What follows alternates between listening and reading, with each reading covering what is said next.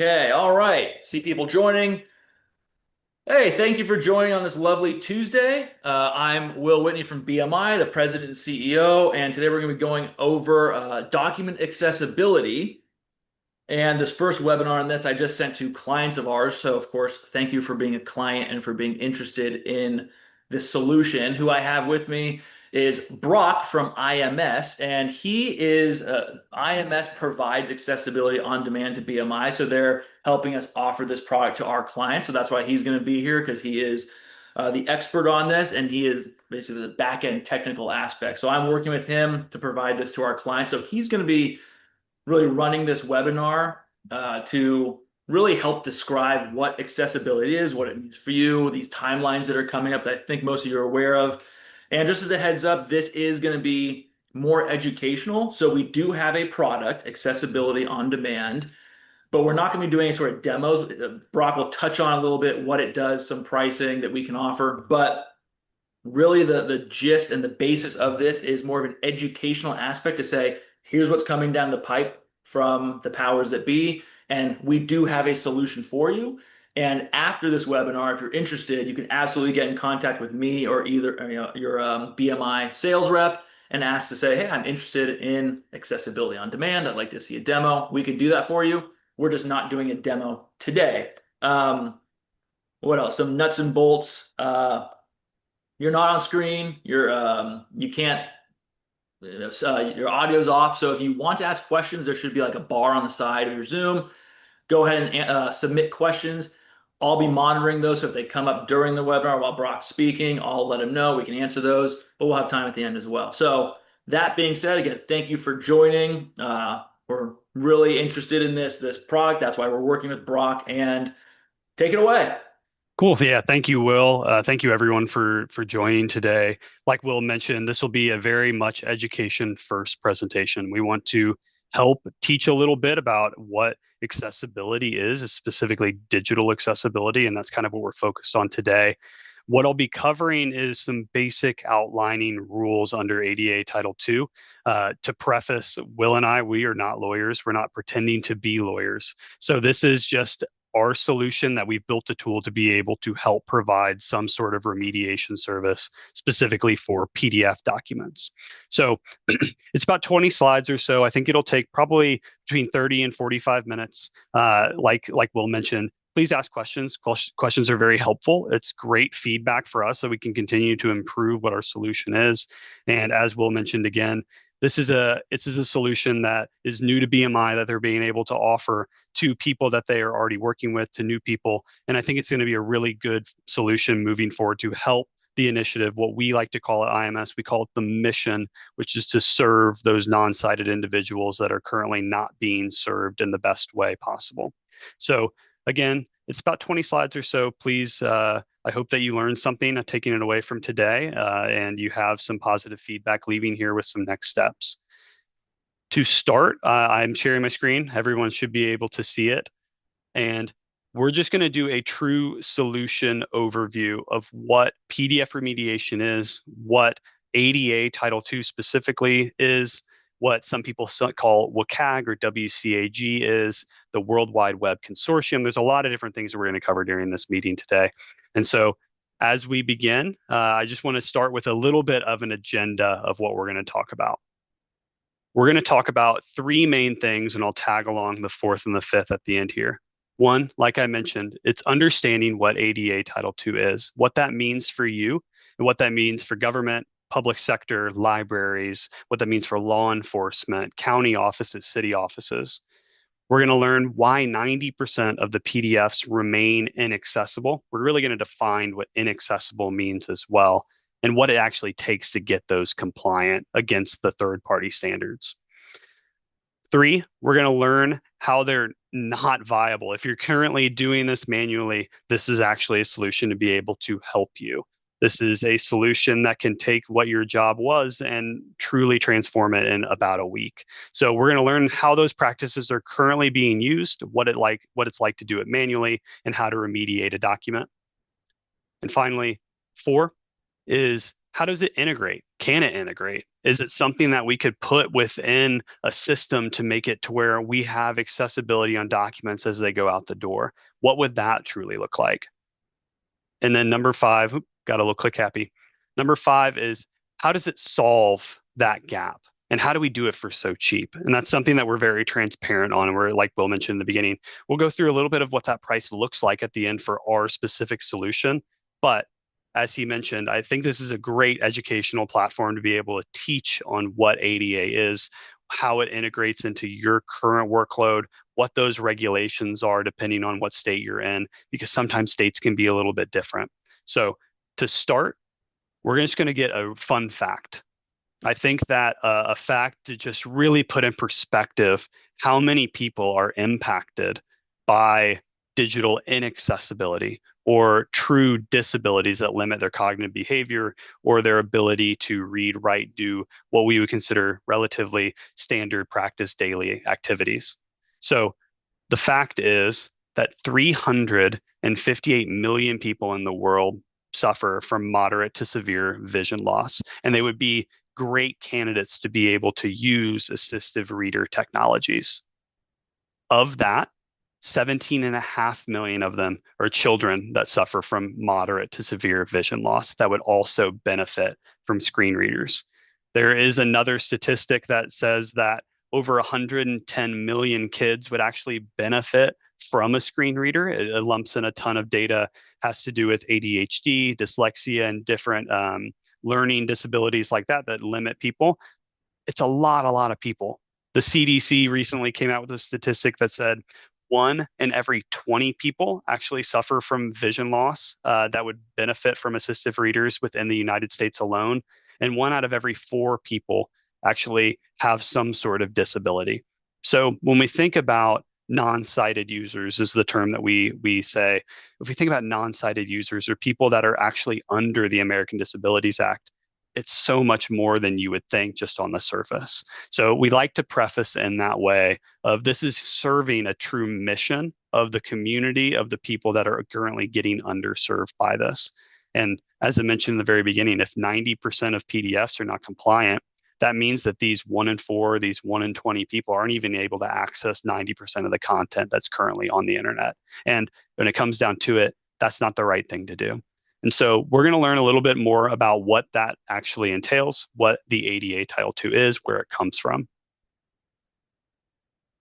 So, what is ADA Title II? It's starting at the very, very beginning. And what does that actually mean for my organization? Well, ADA Title II, they have the final ruling. It was released in the 1990s, ADA was in general. In 2018, they came out with something that actually impacts digital accessibility, which is what we're talking about today. So when you think of digital accessibility, people often think of their website or something along those lines, or a platform that they're using, or a software, or whatever it may be. But ADA Title II specifically impacts those state and local governments, which includes cities, counties, public education sectors, so either higher education, K-12, public libraries, law enforcement, or any other publicly funded organization. So publicly funded organization is a very broad term. So your county health department would be under that as well. The same as your county jail would be under that as well. So it has to a lot to do with receiving public funds to be able to do your normal activities. Number two on this is what is web content? Okay, well, so it's called Subpart H within ADA Title II. It classifies web content as being websites, mobile applications. They call them electronic conventional documents. And it's saying that everything has to be accessible to those non-sighted users. So, what does it have to be accessible based off of? The Web Content Accessibility Guidelines, or some people say WCAG or WCAG, but specifically levels 2.1 AA. There are multiple levels to this. There's other levels, and there's also single A, double A, triple A.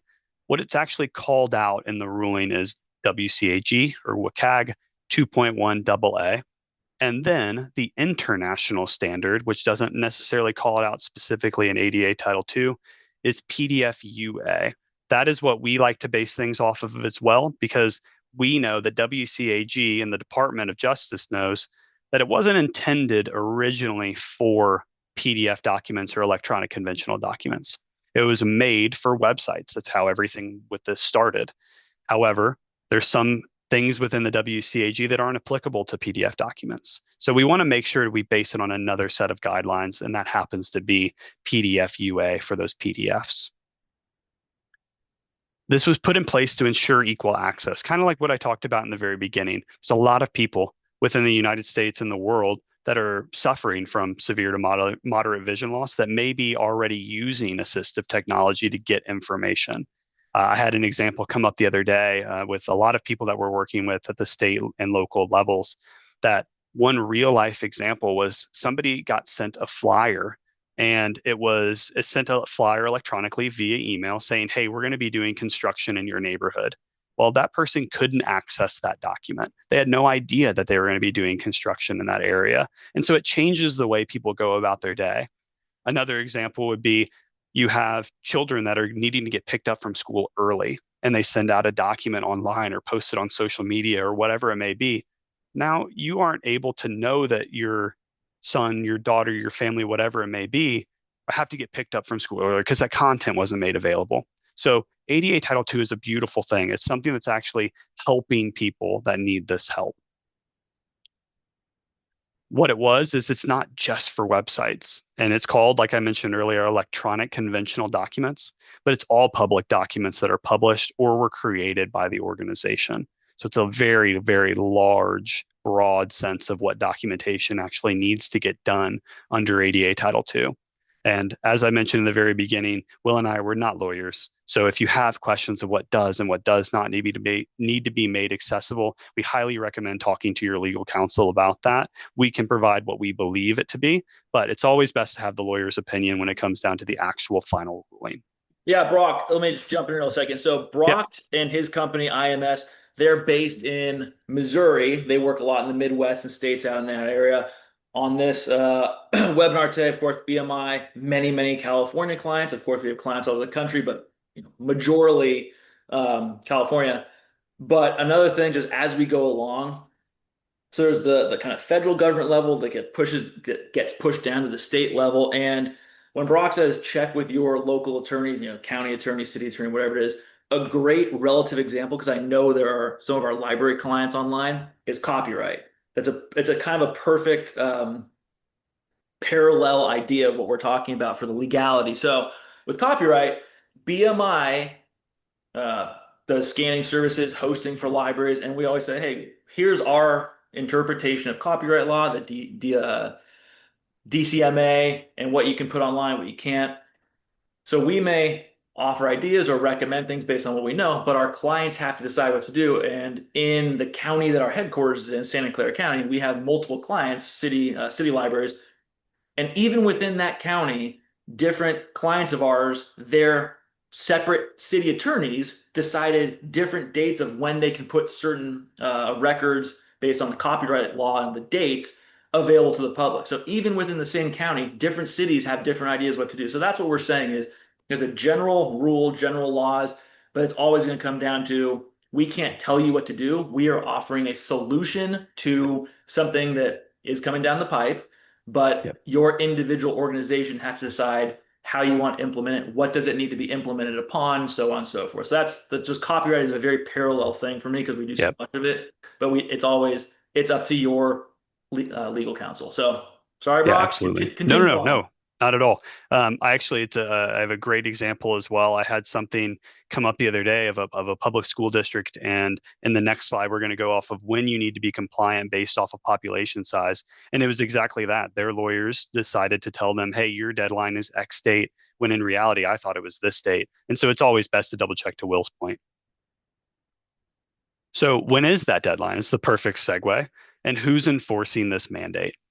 So the compliance deadlines are determined by the population of the city or the county in which it serves. So let's say that you have a city that is serving or a county that's serving multiple cities. Well, you may incorporate the entire population of that entire county to find your compliance date. There are two different dates. One is if you have 0 to 49,999 people, that is April 26th of 2027. So there's still a little bit of time on that one. If you have 50,000 or more people that are within your city or county or the population that you're serving, it is April 24th of next year. So you have about 4-ish months to be able to comply with ADA Title II as it is written today.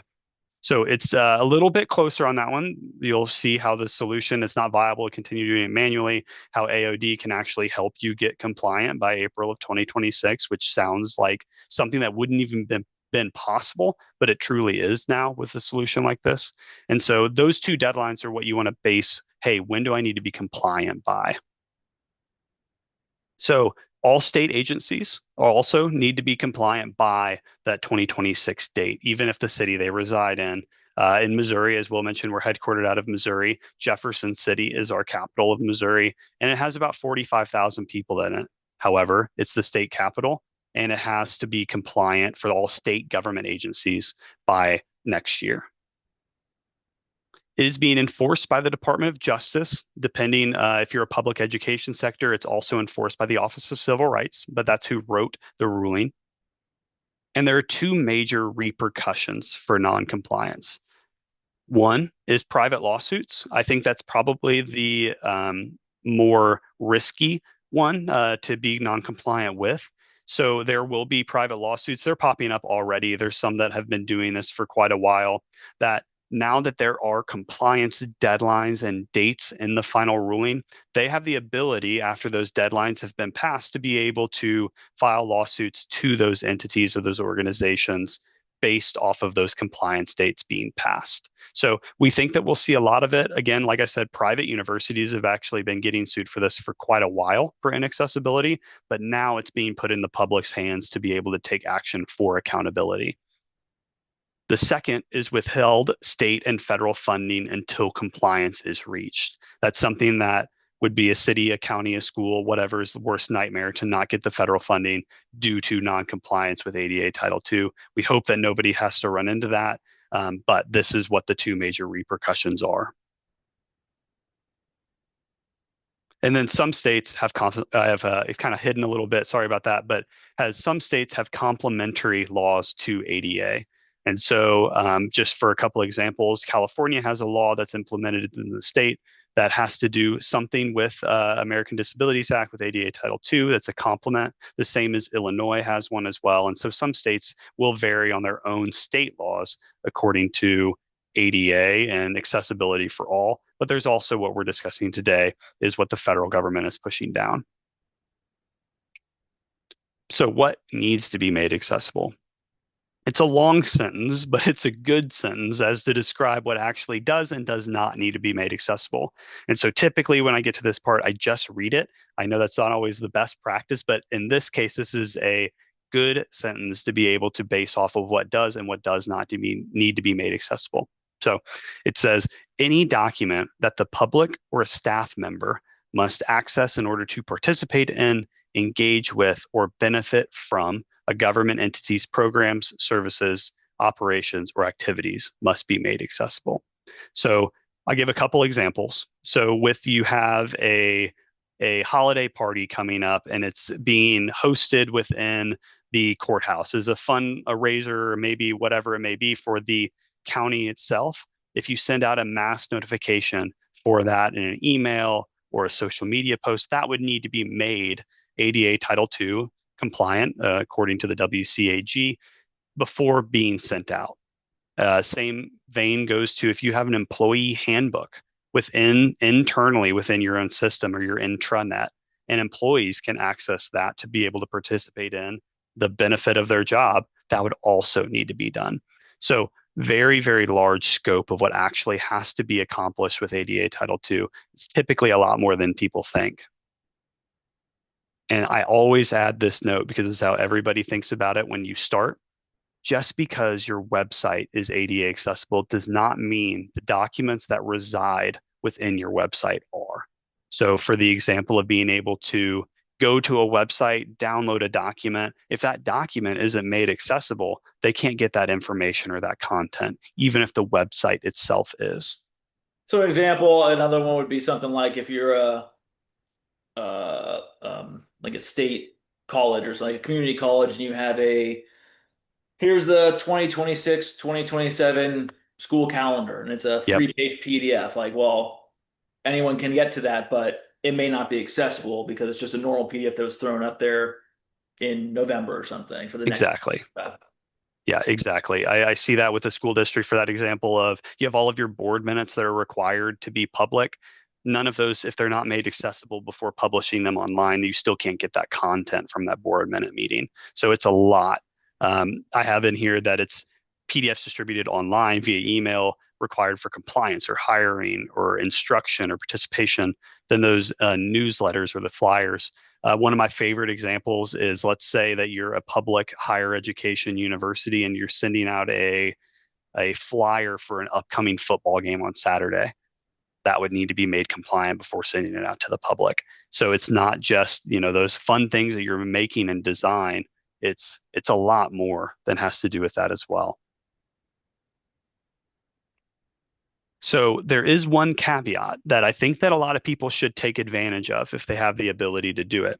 It's called archived web content. This is in the ruling. It is not a loophole by any means. It is explicitly said that this is an exception to what needs to get done. However, you have to do a few things in order to classify these as archived web content. So what it means is, one, you have to do four different things. One, the content was created before the date the public entity was required to comply. So April 2026 and April of 2027 are our two deadlines. Right now, if you posted something today, it would satisfy point number one, because ADA Title II is not just to get caught up on accessibility, it's everything moving forward as well has to be made accessible. Number two is it's retained exclusively for reference, research, or record keeping.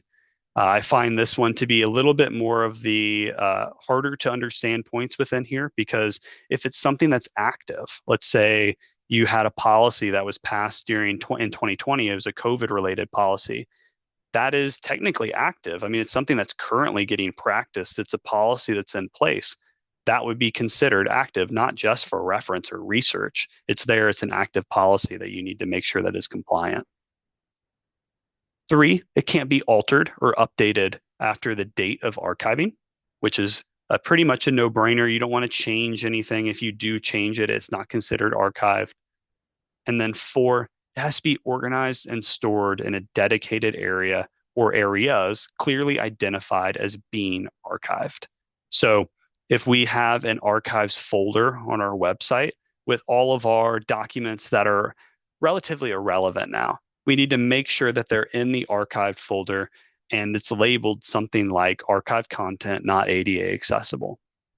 The caveat is when something does need to be made accessible, that's when you make it accessible on demand and it gets moved out of that archive folder. So people have the ability to request whatever they would like so long as it's a public document, and you need to comply to be able to send it out in an accessible format. So somebody could come in and say, I would like the minutes from that meeting in 1975, even though it's stored in the archives. You just have to make it compliant and send it out. Well, this is a perfect slide for this is where the attorneys battle out what is Yep. archival or what is not. And this is what Yep. they say. As most things in law, there's some interpretation. So this is where it really becomes important of what is archival for you, what is not, so on and so forth. But this is what's written into this law that's being passed down. Yeah, absolutely. And we have in here that we can send out, it actually links to the definitions of what archive web content is. These 4 points are a little bit more paraphrased, but it's the same actual idea. So it's something that actually you should be able to read very quickly and say, oh, okay, that is what classifies this. So the last little education slide that I have is just showcasing that the gap in PDF accessibility. So if we think about ADA Title II, that is what states, counties, cities, libraries, schools are being held to. The federal level, it's Section 508. So that's federal agencies need to comply with Section 508. And so the numbers really tell the best story that only 10% of PDFs out there right now are compliant. And that's coming from Adobe, who created the PDF, is saying, okay, only 10% of them out there. The major deadlines are April 2026 and 2027, which is put forth by the Department of Justice. And right now, even before this deadline's hit, it's actually $1 billion industry to go out and sue for these private lawsuits for inaccessibility. So massive industry that we only see going up and up as more organizations and more publicly funded entities are going to continue to have to be compliant by. So that is just as of today. So there are one little tidbit before I move into the accessibility challenges is there's multiple levels of ADA. ADA Title One, employee discrimination. You don't want to have anything to do with that or discriminate for already existing employees. ADA Title Three is also private sector. So BMI and IMS, we're under ADA Title Three. So if we have a place of public access and content, we also need to put this out there. We need to make sure it's compliant before sending it. So there's a lot of different entities that are going to be involved in this. And for privately held businesses, insurance companies, law firms, whatever it is, they also need to make sure that they're compliant by ADA Title III. It's just different laws and it's just different regulations you need to go after. So it's a lot of history about what it is. I think we're doing pretty good on time, so we'll be able to go through what those challenges are within PDF remediation. If you've ever remediated a PDF, it's very challenging to do. It takes a lot of time. It takes an average of almost 30 minutes per page to be able to complete that. So if you have a very large document, it could take you weeks or months to be able to remediate. So we're going to look at what the challenges are with that and understanding what the standards are of how you need to comply. And again, just to jump in, while Brock moves the first section of history, that's probably more than half of the whole Yeah, presentation. But Brock's company, before BMI came on to start offering to our clients and future clients, they're already working with clients. So he has been providing and selling this product to existing clients, including state entities, counties, cities, yeah, public education, so on federal. and so forth. So it's not like this is a theoretical. As we get into Yeah, the next pieces, he and his company have experience of people utilizing this tool. So that's, I think, if you weren't aware yeah, from the intro, this isn't just like completely new. He's yeah. been selling it for a number of a good amount of time. Yeah, yeah, absolutely. Yeah, we work with higher education, public education, K-12. We work with state, county, city, federal as well. So we have a lot of pretty much every sector of publicly funded organizations, even down to I have a school district that I work with that I think they only have, it's an elementary school district that has like 300 kids. They still have the same guidelines they need to follow. So it's a lot of different sectors. You learn a lot of different stuff about these organizations as well. So let's understand what PDF accessibility standards are. As I mentioned, you have the WCAG or WCAG 2.1 level AA. This is the global baseline. So it matters because almost every country's law references the WCAG, the Web Content Accessibility Guidelines. So you would be able to send something out in Canada versus you send it out in the United States. Canada is under a thing called AODA, so some very similar, but it's under a different ruling type. Then PDFUA that I described a little bit earlier. And then we have all of those different government standards. So you have the European Union has their own, the federal government has their own, the state and local government has their own, AODA, you have ACA, which is federal in Canada. So it's a lot more. There's a lot of places that are actually quite ahead of the United States with this. So Canada's deadline is actually at the end of this calendar year. Australia has been doing this for quite a while. So we're just getting up to the speed of what other people have been already enforcing. For every document and every page, there are 6 steps to make a document compliant or make a document accessible.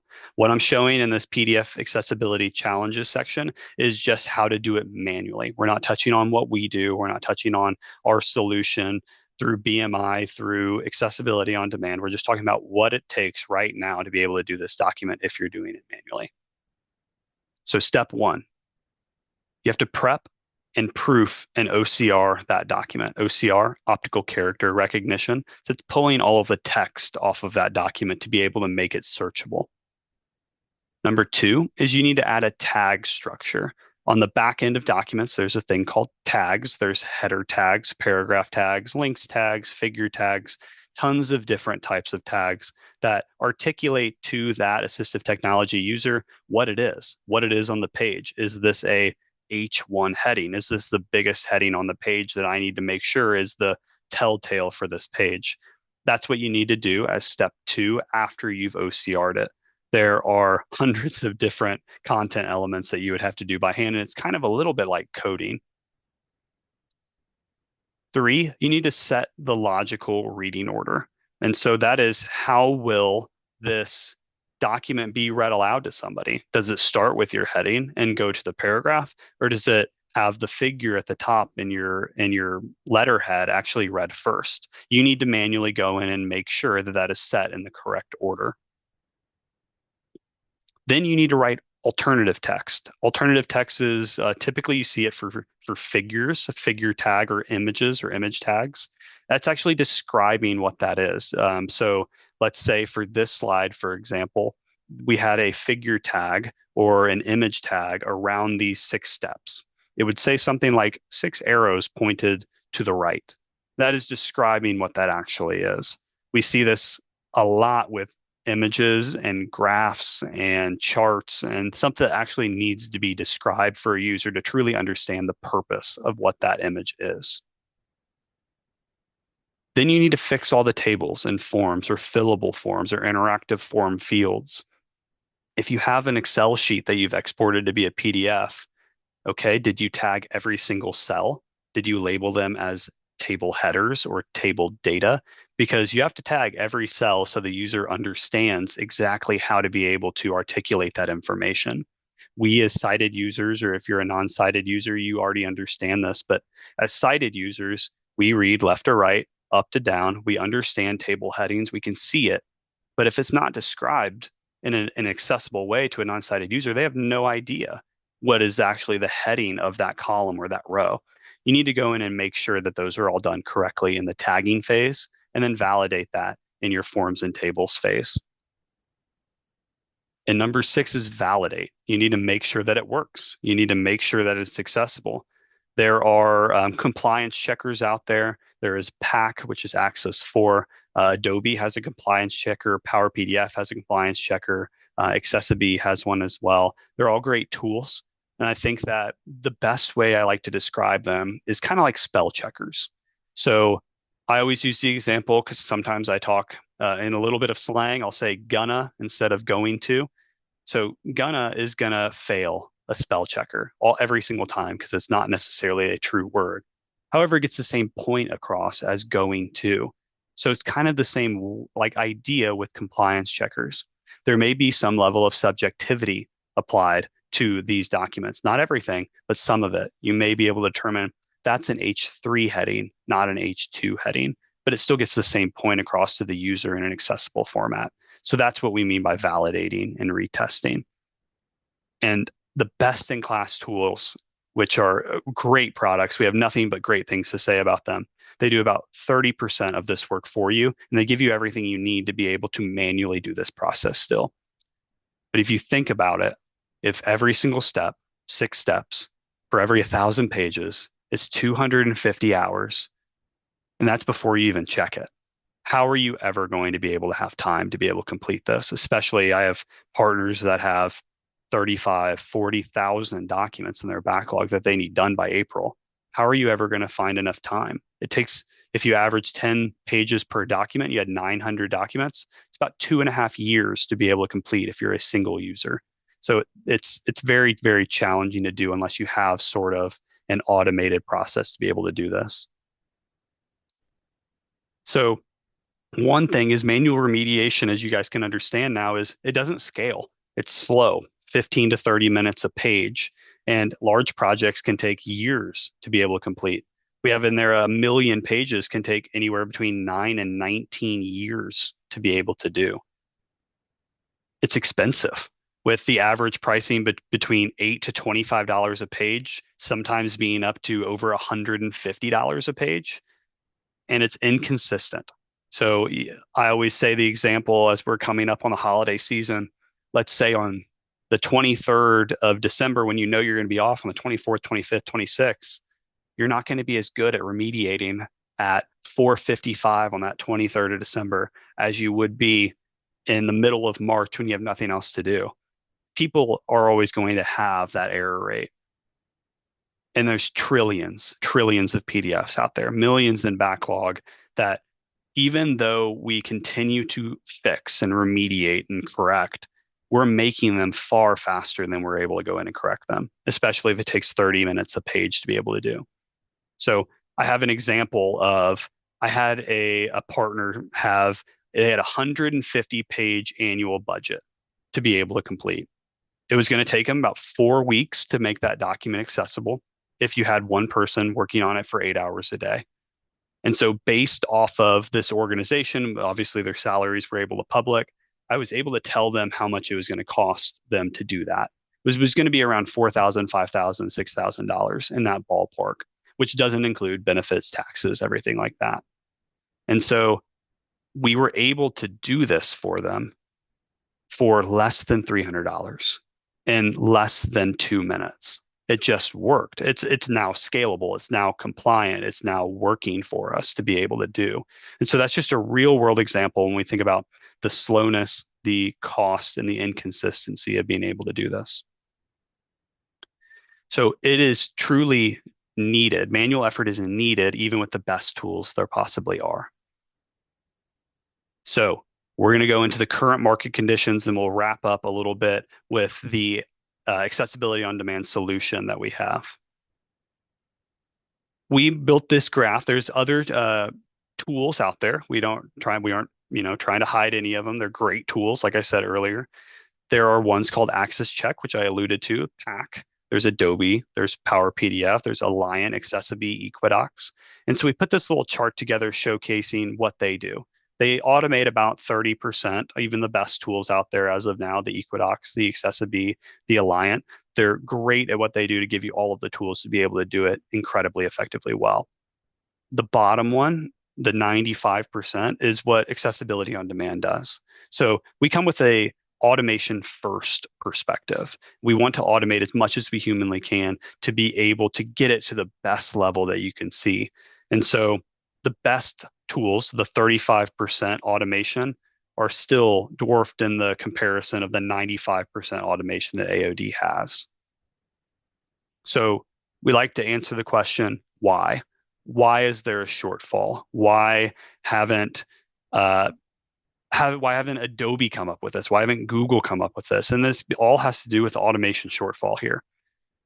One, there's an automation gap just in general. It's manual clicks. That's how things are currently working. It just drives these workflows to be able to not do it fast enough for the users to be able to keep up with. And then there's missing elements within that automation gap. Two, there's a reliability gap. One remediator may not be as well versed as another remediator. Or I was working with somebody the other day that they've been doing document accessibility since 1991. Okay, not everybody is going to have the same experience as they have from 1991 moving forward as somebody that may be interning over the summer that's just now getting into this field. There's a usability gap. You have to know what you're doing. You can't just jump in and tag a document correctly without any training or anything in that nature. And that's especially if you don't have any tools specifically for payroll type of documents or student transcripts or that record that is able to be public facing on your county's website, whatever it may be. You still have to know how to use these tools. And then finally, everything compiled together is I don't have the time and I don't have the money to be able to do this. It's financially impossible to be able to continue doing it the way that it's currently getting done. What AOD does is it actually closes those gaps, being able to do it at scale. And so, as a prelude for that, we're going to jump into what accessibility on demand is, how it works, what we've seen. I'll give a real world example, and then I'll actually put the pricing on there, followed by all of Will's contact information to get in touch with him.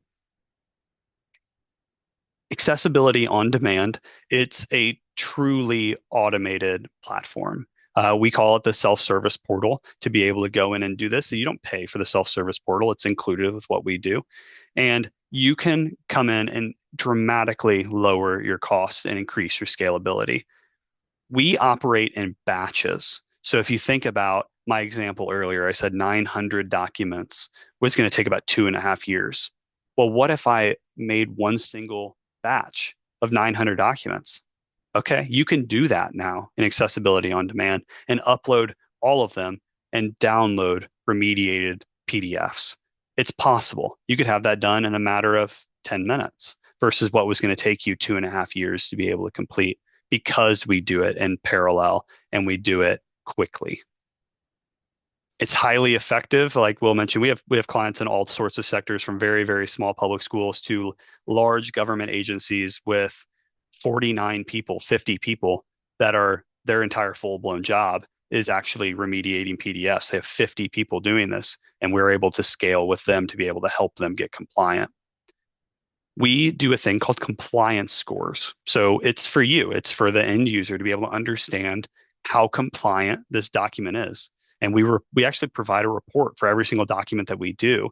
So in the off chance that you get audited or the instance where a lawsuit's coming in, you have something to show for your work. We want you to be able to do that. So it's something that we give you to be able to showcase everything that you've done to this document to make it accessible. So you have ground to stand on to say, look at what I did. I have proof that I actually went in and made this document accessible for X, Y, and Z users. You do not need to be an experienced remediator at all to be able to use accessibility on demand. Quite literally, almost every demonstration, or as Will mentioned, and we can set some up following this, individual demonstrations that we do, every time people leave and say, I could do that. But this is exactly what we want. We want somebody to say, oh, I know how to do that now because it's that easy to do. It is intuitive. It is easy. It is, I know how to upload. I know how to download. I know how to check my work in case I need to. So how do we remove the roadblocks? I mean, we talked about how expensive it is and how slow it is and how inconsistent it is. So we want to make sure to address that we're trusting our text accuracy.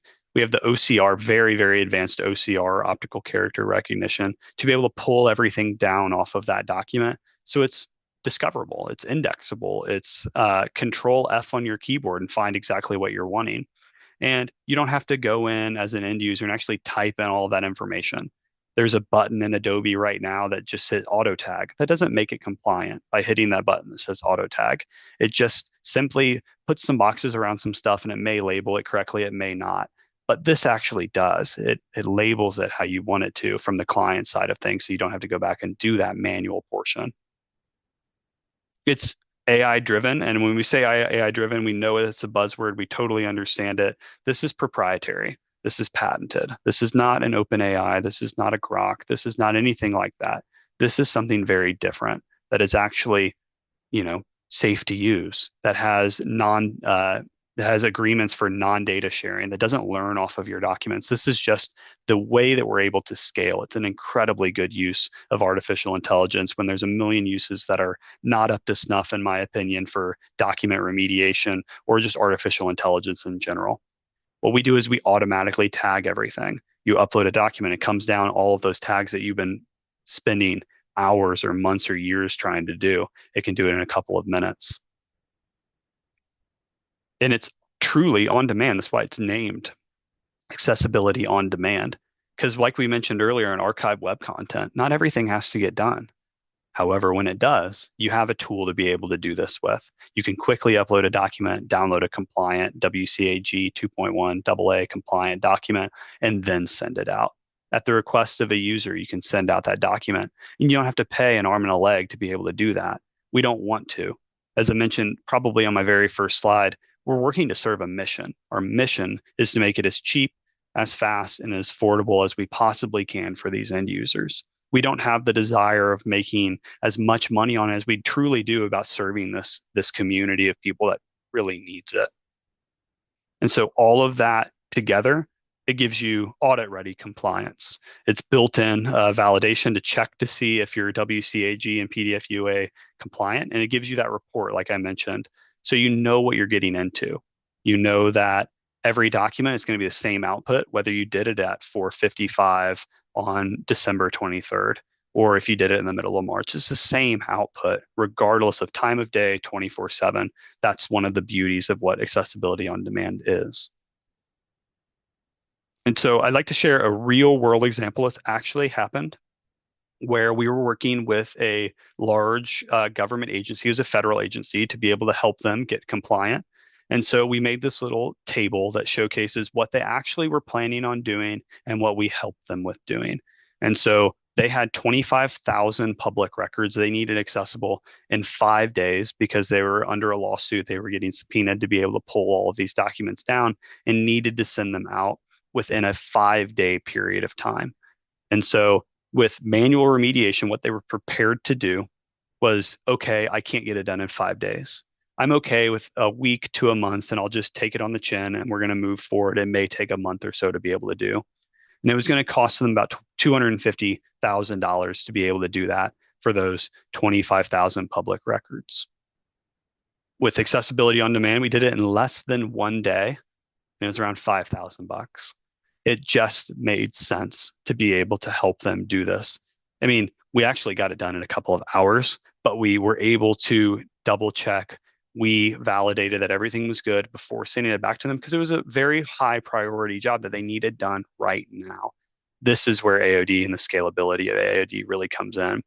So we say AOD delivered what dozens of contractors and $250,000 couldn't do. They, with the manual example, they were willing to hire 10 individual contractors to do all of this work to try to get it done in 5 days. And even then, they said it's going to be a couple of months to complete. So the scalability of it just made logical and financial sense for this government entity to be able to do. This page outlines exactly what we're charging for it to be able to do. So we're transparent in this. We want people to be able to know what they're getting into. We have three different service levels of accessibility on demand. Very easy to remember. We have standard, enhanced, expert, levels 1, 2, 3. And this describes exactly what is done in each of those levels. So before I actually read the pricing, read what it does, just know that about a 10-page document that you were spending about 30 minutes a page doing, so whatever that math equated to, it takes us about 45 seconds to a minute to be able to remediate. So those prices very much come into play when you're looking at market rate versus AOD rate. Level one, we look at is just text only documents. So your meeting agendas, your board meetings, your policies, your procedures. And our price for that is 35 cents per page. Market rate is about $10 to $15 per page. It's about 95% cheaper, maybe 95.3 or something like that. Level two is enhanced. We look at this for your annual reports, your PDFs with tables, graphs, charts, pictures, design-oriented features, whatever that may be, heavy, more complicated documentation. Market is really probably closer to about $50, $60 a page right now to be able to do this manually, and it takes still weeks. We can do it for $2.10 a page, and it actually solves it in probably less than a minute and 30 seconds. Then level three is expert validated and custom, uh, expert verified and custom output. So that is, hey, guys, BMI, we need to make sure that this is reviewed by a real human. We don't want to do it, and we don't have the capacity to do it. Okay, you can send it, and we'll be able to do that for you. That's at $14 a page. The only thing that comes into that, and why I have $100+ a page, fillable interactive PDF forms, very, very complicated to do. Those are normally around $100 to $150 a page. We do require level three on those, which is only $14 a page. So all in all, it's just about 95% cheaper than doing anything with the market. And it's actually over 200 times faster to be able to do AOD as well, where that deadline of April of 2026 is now realistic. We actually can achieve that, and I can have it done within the month. And so it works out in a both logical, a financial, and a day forward compliance way to say, I don't have to do anything. However, I don't have to do everything. However, I know a solution that I have when I do. And so this is where AOD really comes into play. The last slide here is all of Will Whitney's contact information. You guys probably already have it. However, this is a really good tool to be able to schedule something, a personalized demo. What we do on these is just, hey, go ahead, scan it, set something up. I'm going to pull a few documents down from your website that I know are not compliant. And I've tested and validated to show you what they were like before and what they're like after. They look the exact same on the surface because we're not changing the document. We're just changing how a screen reader or anything would be able to interpret that information. And so it is great. It's a great tool to be able to do. And I think that the demonstration with your own documents, it works out very, very well. Yeah, but Sweet. Well, so of course all the information is there. You can email me. You could hover your picture, your camera over the QR code. That'll go to our quote page. If you do contact me or fill out one of the forms on our website, just put in the comments, "Hey, accessibility" or "accessibility on demand." So I know that's what you want to see. But Brock, do me a favor before we start, just really closing it out. yeah, Some of the examples of your clients, because I'm sure people are thinking, well, yeah, what if I have, I don't know, 300,000 pages of documents, and this is just crazy. I can't do that even at the cheaper price. Can yep, you describe how most of your clients are actually doing this? How they kind of get the bucket of credits and this sort of yep. on demand, the whole point of this tool. Can you describe that? Yeah, absolutely. I have clients that have said, I had a good example is I had a client that has 35,000 documents they need done. So tons and tons of pages. We typically estimate about 10 pages per document to be able to complete that. What they said is, hey, I'm comfortable spending X amount of dollars to tackle this project because that's what I have in my budget for this year. I've already budgeted something for it. Can we just start there? And it's like, okay, perfect. We're just going to issue whatever you need to be able to purchase that. As Will Whitney mentioned, we have credits. We run on a credit system. The reason we run on a credit system is because you shouldn't ever overpay for something you do not need to overpay for. It takes 1 credit per page to run at level 1, it takes 6 credits per page to run at level 2, and 40 at level 3. And so that's where those prices, 35 cents, $2.10 times 35 cents is, or it's 35 cents times six, $2.10. And then you have it times 40 for that. So you pre-buy a bunch of credits to be able to utilize for accessibility. What I've had clients do is say, hey, I know I have 400 documents. I know I have 500 documents. I'm going to say that they're all 10 pages, and I'm going to estimate you're going to do them all on level 2. That's about 90% of what the actual documents that are online need to be compliant by. And then I issue all of the credits and they just start remediating. And if you didn't buy enough, that's okay. You can just buy more. If you bought too many, it's great because they don't expire. You continue to use them because you will always make new content to be able to put out there. The on demand feature is incredibly important because, like the archive web content feature or exemption, you only have to do it when somebody asks, but it's great to have the credits to be able to quickly remediate that document. And a question just popped up. Yeah. Our website's hosted by Granicus, so people's websites are hosted by other people. Got it. Yep. Um, for websites themselves, of course, ask your hosting provider about accessibility. But the question is this service mainly for websites that are self-hosted? Now, I'm interpreting that question as, does this tool get implemented into that, or do we have to have our own website that we're hosting? This is a separate tool. So all you're going to Correct. do is, like, actually Brock and I did this a couple of weeks ago, and when he mentions it's easy, it is super easy. Yeah. The first time I saw the tool or even used the tool, within about 10 minutes, I had set up a demo account. I set up a kind of fake client demo account. Brock sent me the credits. I processed the same PDF. It was an infographic on level 1 and 2, saw the reports. It's super easy, but it's its own website. So Yep. you don't have to tie this in or host it on another site. You log in like you go into I don't know what's a website like your Google account. You Yep. username, your password, you're in. So it's its own platform, and that's where you could do these conversions. So you have, hey, I have this 20-page PDF that's something on our main page. I'm gonna take the PDF that's tagger that's on our website. I'm going to process it through AOD, and then I'm going to re-import it onto our webpage. But now it's the accessible version. Yep. AOD is its own website. Yep. I hope that Yeah, answers your exactly. question. Thank you for asking that. Yeah, absolutely. It's a great question. One of the things that we've had is people saying, well, can you just pull down and re-upload all of my documents for me? I don't think that you necessarily want us to have all of the credentials to the back end of your website. And so websites and PDFs are kind of in different buckets here to say, hey, we're going to go ahead and just do the website or just do the documentation. They're on there. That's the same ruling. It's still ADA Title II, where your website still needs to be compliant in its own. One of the subparts of ADA Title II is electronic conventional documents that have to be done in addition to your website being completed. So a little bit more granular than probably Wilma you needed for us to be, but we're happy to be able to answer or provide any next steps there. Yeah, just to kind of close everything out. So there is which, as Brock said, most of his clients, I think actually all of them at this point, they want to do it on their own. Again, this Yep, might be because they talk to their people internally. They decide, hey, we're not going to do everything because maybe there's no budget. It's just too yep, wild.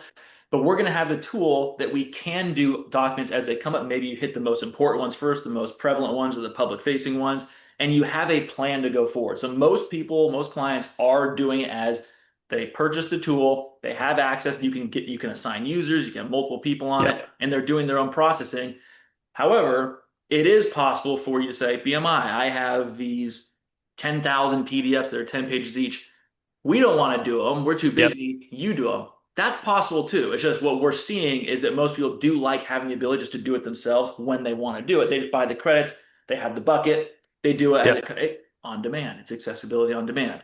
So that's yep. what we're seeing, although there are variations of it. So Exactly. Yeah, we had it's the same price. I mean, it's the same price to use the self-service portal as it is for Will and I to do them for you. And so you don't pay, it's unlimited number of users as well with an accessibility on demand portal. So I actually have, you can set up individual departments, you can set up individual teams where your finance team has their own account where they have their own usage of credits that they bought with their own purchase order. It's very, very granular on who has what access to what. Um, Data and security are one of our number one concerns. And so we make sure to take that incredibly seriously when we're setting people up. Like we don't even have access to see what you're remediating, and that's on purpose. We don't need to see everything that you're doing. We just need to be able to be there to help you and support you throughout. excellent. I don't see any other questions. So again, I'm Will. Thank you, Brock, for Yeah, leading the charge here, and we're very excited about this application. Again, please contact me if you are interested in learning more, seeing what we might do for you, how you could get this, get a demo. We could test some documents with you, so on and so forth. But that wraps up the discussion today. So then, reach out if you have any questions, and that's it. Brock, I appreciate it. And everyone yeah, have a great rest of, what is it, Tuesday? Great rest of your Tuesday. yeah. Thanks, everyone. Appreciate it, Try it Will. Thank you, all. man. Bye bye.